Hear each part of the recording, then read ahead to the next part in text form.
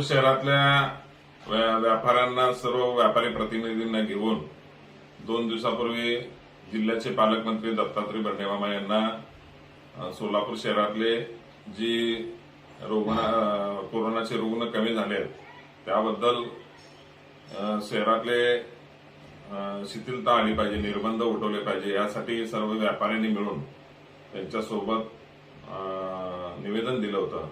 त्या निवेदनामध्ये आम्ही असं म्हटलं होतं की शहरामध्ये रुग्ण नसताना इथं निर्बंध लावलेले ते निर्बंध उठवण्यात यावे. आज पुण्याचे निर्बंध उठले गेलेले जी बातमी सगळ्या प्रसार माध्यमांमधून बघितली, त्यानंतर जिल्ह्याचे पालकमंत्री दत्तात्रय भरणे यांना मोबाईलवरून माझं बोलणं झालं. आदरणीय पालकमंत्री यांनी सोमवार नाहीतर मंगळवारी सोलापूरच्या शिथिलतेचे निर्णय सोलापूर महानगरपालिकेला प्राप्त होतील अशा पद्धतीचे चर्चा आमची झालेली आहे.